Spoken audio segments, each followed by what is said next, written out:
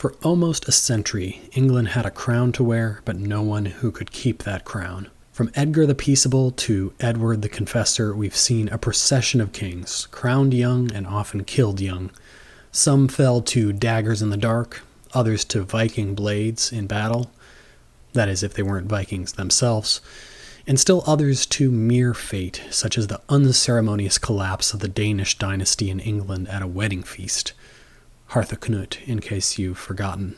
It's tempting for us to view this either as a string of bad luck or as the inevitable result of short lifespans, but we can also view it as a kind of structural failure that England had not yet sufficiently addressed.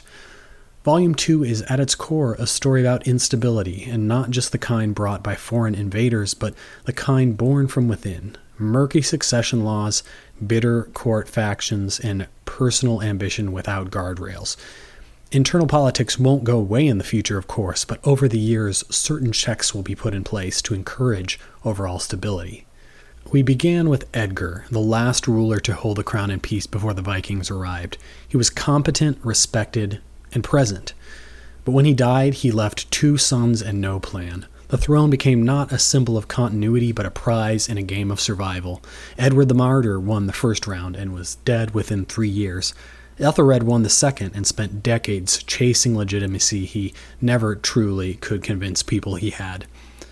Compare that with Sven Forkbeard, a foreigner, a Viking warlord who ruled England for just 5 weeks, but was perhaps more popular than Ethelred in his 20 years.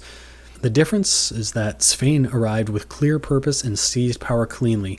Ethelred was a king chosen by whispers, stained by fratricide, and undermined at every turn. This tension between foreign invaders and domestic instability was the tension at the heart of Volume 2. We met Elfrith, the mother who may have orchestrated Edward's death to secure her son's throne. Possibly a villain, or possibly just a ruthless political pragmatist playing within the rules that existed. A century later, Emma of Normandy would face similar instability in getting her sons onto the throne, and she'd use marriage and dynastic diplomacy to protect her own children. 2 queens, 1 Saxon and 1 Norman, each navigating a system within the limitations that were placed on them, and reshaping the kingdom from behind the veil. And then there's Edmund Ironside and Knut the Great, 2 rulers who earned their crowns, in a sense, in different ways. Edmund fought 5 battles in 1 year to hold the kingdom together and to prove his legitimacy. He fell victim to fate and died an early death, but Knut, a warrior in his own right, outlasted him and ruled better than almost any native king. The crown could still mean something, but only when paired with personal strength and political clarity. And not everyone had that. After Knut, we found ourselves back with empty thrones and broken lines of succession. Harold Harefoot, the placeholder king, Harthacnut, the heir who missed his moment, and Edward the Confessor, saintly but indecisive, whose unfortunate legacy as king came down to his not leaving an heir. And amidst all of them stood Godwin of Wessex in the background. Never a king, but the one constant force in this age of impermanence. He proved just how powerful and stabilizing constancy could be in an era of such dynastic turmoil and quick turnover of kings. In an unstable monarchy, nobles fill the void. Godwin's family grip on England would culminate in his son Harold Godwinson, the man who finally, after all of this, claimed the throne outright. But that, of course, is part of our next story. So what do we take from all this? Well, royal legitimacy was a construct and not yet a very rigorous one. It was some amalgamation of birth, beliefs, and political buy-in. And when England couldn't hold its crown, others reached for it. In this volume, the Vikings. Now, we've pretty much seen the last of the Vikings in Volume 2, but it's by no means the end of foreign invaders.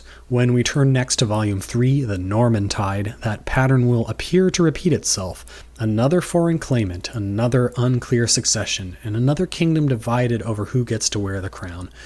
But the story ahead will not simply be a rehashing of Volume 2 with different characters. The Normans will win not just a few battles, but the entire game. They will reshape the very language, laws, and structures that defined England, and they will bring an end violently but decisively to the old world we've just spent this volume exploring. So as we close this chapter, just remember the lesson of the Viking invasion. Power is never just about inheritance. It's about presence, perception, and persuasion.